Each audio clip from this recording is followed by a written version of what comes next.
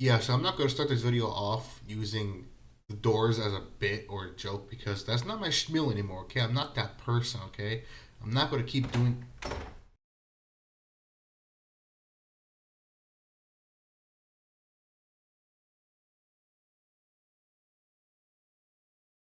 Did you just open my door? Horror, a genre that people either really love or really hate. And people only really hate it if they're wussies, baby. Yeah, so if you don't like horror movies, you're a wussy, and I want you to know that. Right, look me in the eye. You're a wussy. That's okay. I love you anyway. When a horror is done well, it is done well. It is spooky, it is scary, it makes you not want to sleep at night or alone, and you just grab your pillow, or maybe your body pillow if you got one. I don't know. I don't got one. I don't, I promise. Personally, I think horror is a really good genre, especially in video games. We as gamers have been blessed with so many horror games, including this one. Yeah, no, that's not scary. It's just scary how bad the game is. But it does beg the question, what does make a horror game scary? Well, just like any other form of media, it all starts with the story.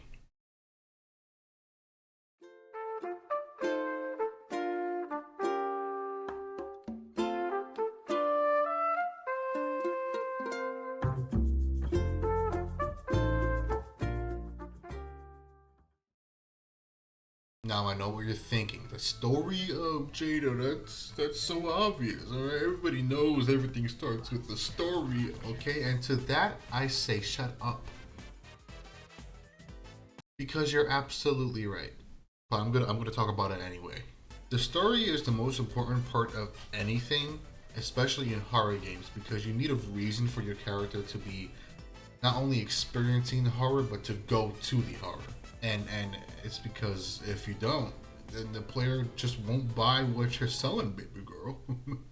It could even be as simple as I'm a ghost hunter and I go to a haunted house. Let me give you some great examples. Numero uno, Outlast. You are a journalist who was sent an email from a whistleblower to come check out this asylum where not so good things are happening. You go there and surprise, not so good things are happening.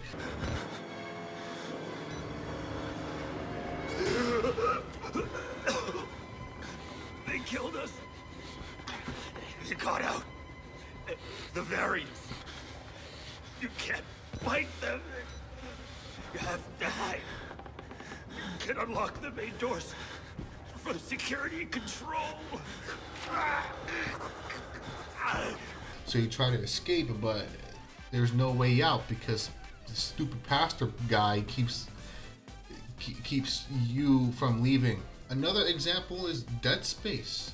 You're an engineer on a team of really cool people, and you go to the Ishimura where recently there has been some issues regarding their, I guess, stuff. So you go there with your cool people crew, and you get there, and uh-oh, these zombie creepy things are there. But guess what? Your only way out explodes. Uh-oh, so now you're stuck there. You have to find another way out in this big ship. But like stuff keeps happening on the ship that prevents you from leaving so soon. Yeah, that's pretty much it. That's essentially the whole thing.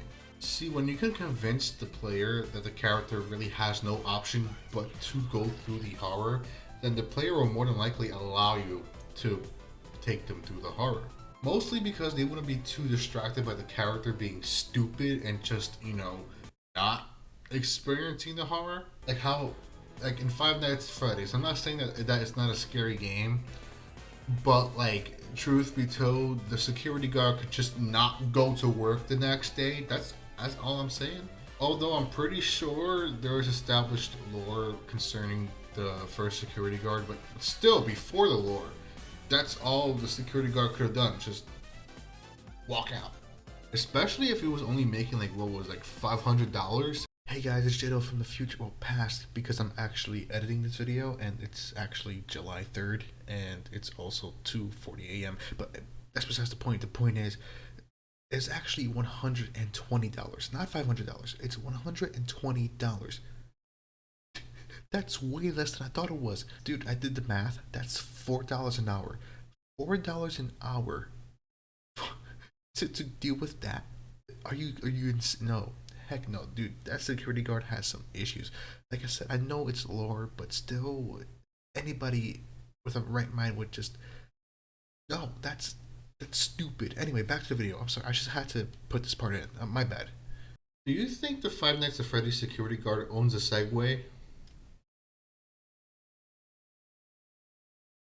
Just wondering.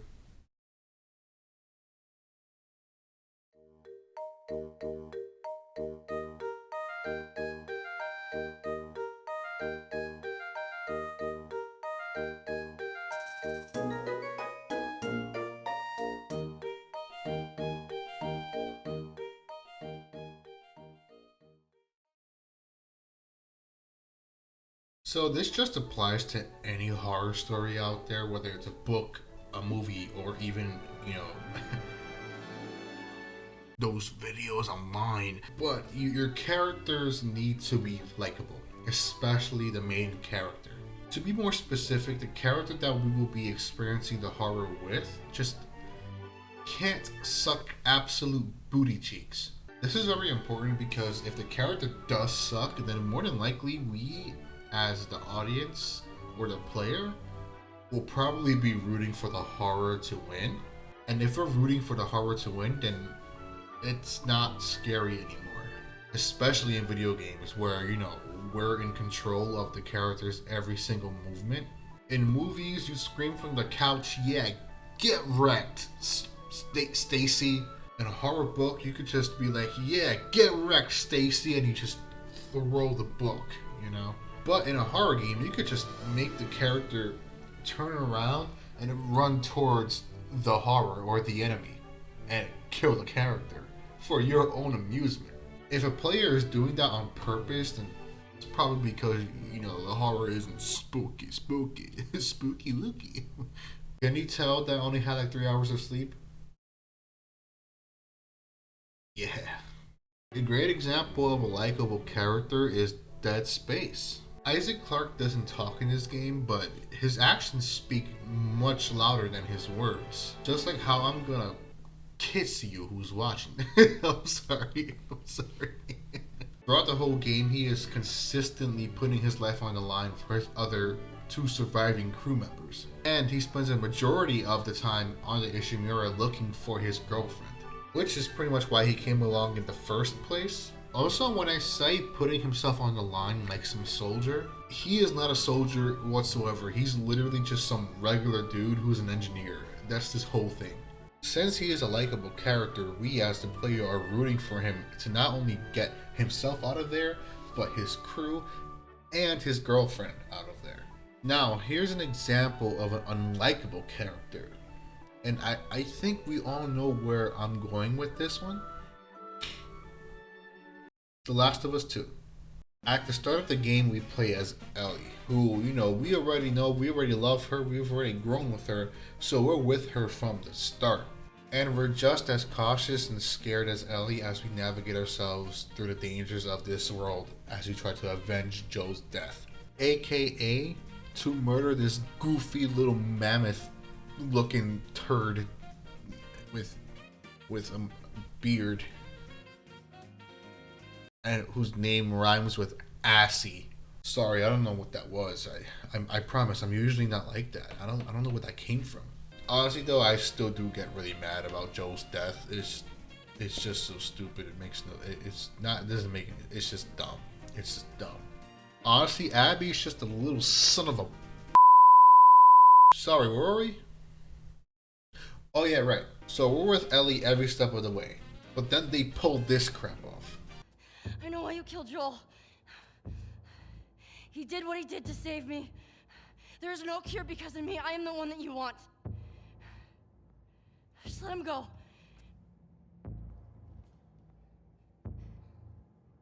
You killed my friends. We let you both live. And you wasted it.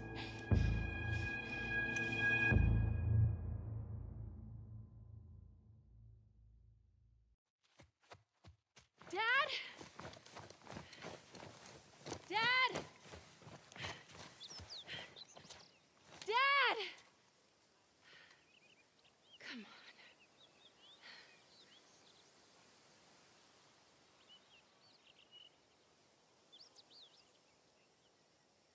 Yeah, they make us play as Abby, you know, the person who murders one of the main characters from the first game, for the next 12 hours.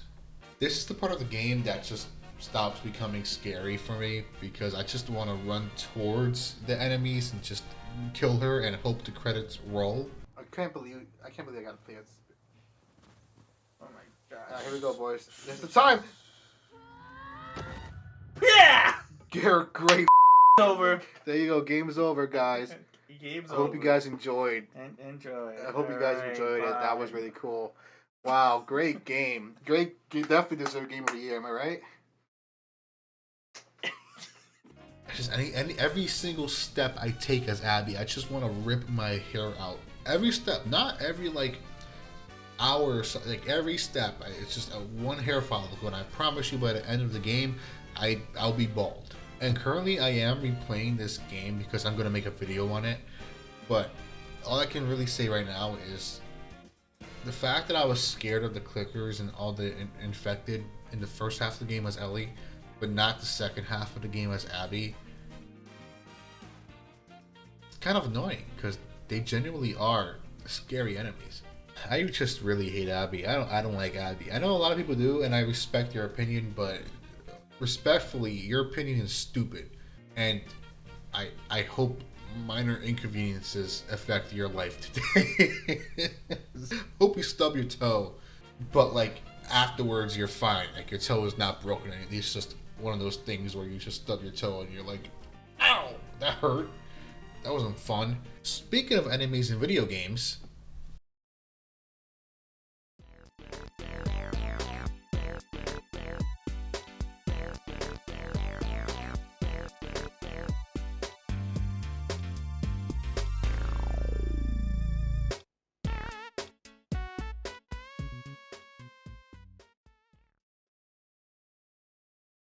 obviously, a good horror game requires really good enemies, especially enemies that just make your players want to crap they undie-wundies when they see them. Ooh. Now, from what I've noticed from these horror games is that there are 4 categories of enemies: the normie, the special, the unexpected, and the bosses. The normies are just your regular enemies, so like a zombie in Resident Evil, or the prisoners in Outlast, or like these people in Sonic 06. They just never stop talking. They just never stop talking. Essentially, they just appear a lot. There's nothing crazy. They're like just the main spawn of enemies. The special are your enemies that are kind of spooky and scary and are typically harder to kill, but not too hard. So like these things from Dead Space, or the lurkers from Dead Space. Can you tell Dead Space is my favorite game? I love Dead Space a lot, actually. The unexpecteds are just that. They are unexpectedly creepy and hard to kill. They make you go, ah! Like these darker versions of the normies in Dead Space, or the X guy from Resident Evil 4, or even the stupid tongue one. You know, the one with the tongue thing from Resident Evil. My point is, these things strike fear into the hearts of the player. And finally, the bosses. This one is self-explanatory, but the bosses are usually significantly harder to kill and the scariest thing that you'll be fighting. Dead Space's final boss is I'll show you a clip of it.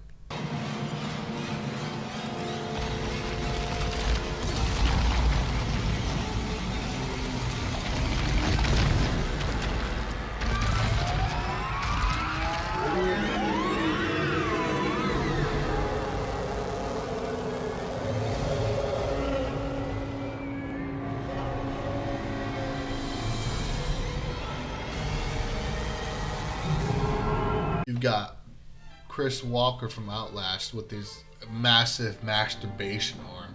Speaking of Outlast, the one boss that is so memorable to me is from the Outlast DLC, Outlast Whistleblower, and it's the final boss.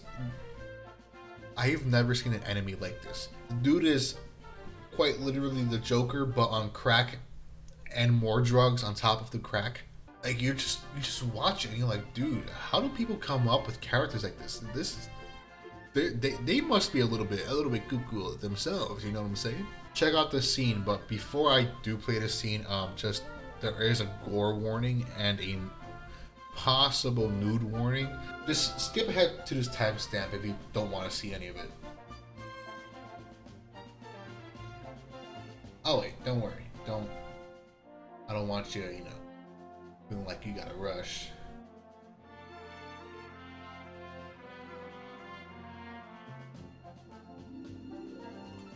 Okay, I'm gonna play this scene now. Check this out. Hold still now, darling. All these unsightly hairs. Oh, silky smooth, like a little girl again. Now the more delicate bits. No! No, don't! Please! Oh,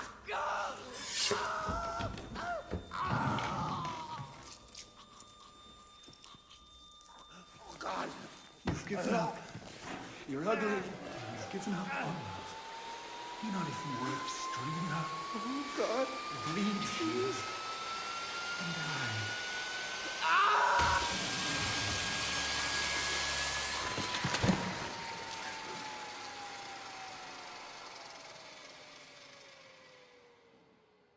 Alright, now that we've got that out of the way, we got one more topic to talk about, and that's atmosphere.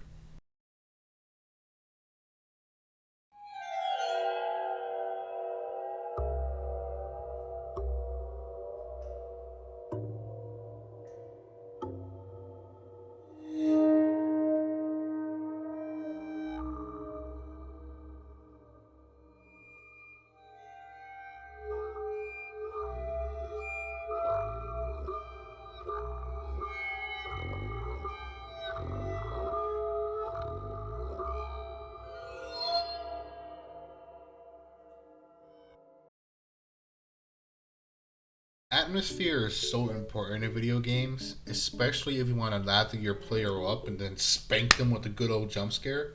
The atmosphere is what makes the player uncomfortable the whole time.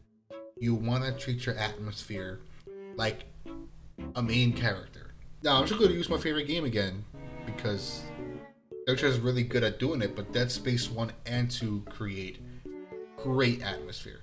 These games just kind of throw you into levels that make you really uncomfortable from the get-go. For example, in Dead Space 1, there's this level when you're entering, I think it's actually one of the first levels, but I think it's like when you're entering an engineering room, and there are sounds everywhere, and you don't know where the enemies are going to come from, whether it's going to be on your left, or your right, or behind you, or if there are any enemies at all.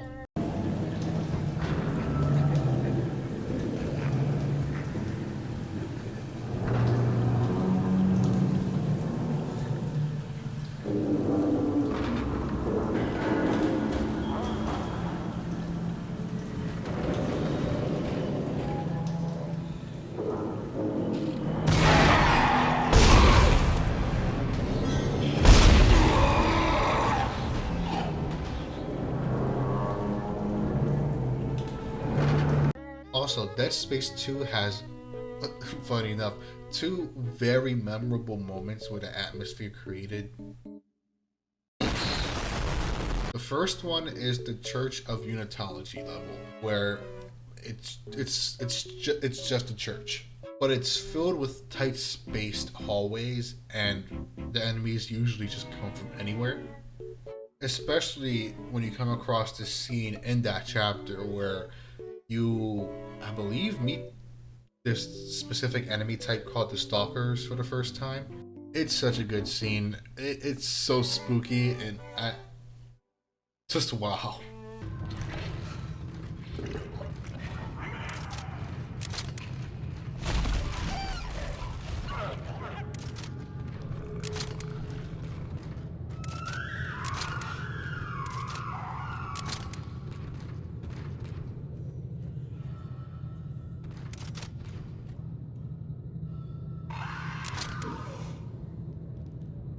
The second scene I want to talk about, I believe, is one of the most memorable scenes in any horror game ever. Like anytime I talk to people about horror games, they always bring up the scene, and it's not the needle one. The needle one, I think any video game player just knows of that scene, because that scene is on a whole other level. But no, this scene is the daycare. I'm not gonna even talk about the daycare or really say anything about it. I'm just gonna show you guys because I think it speaks for itself. Before I do, major gore warning, just to let you guys know. So I'll put a timestamp here again, and you guys can just skip to it. I'll wait here. No worries. Don't worry about it. Just I'll let you do your thing.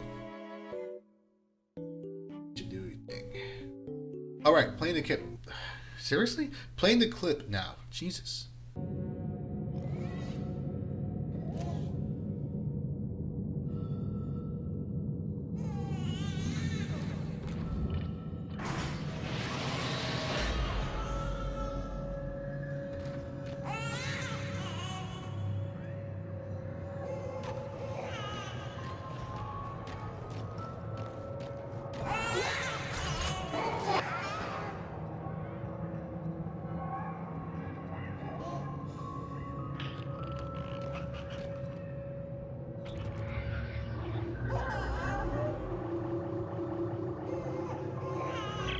I hope you're happy.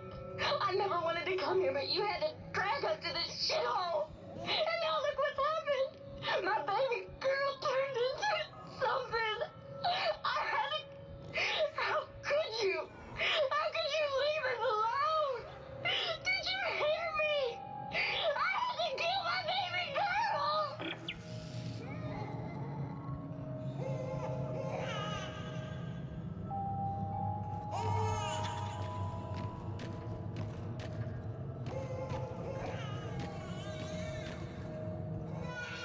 Come to mama. Yes, yes, that's it. Come to mama. Right up here.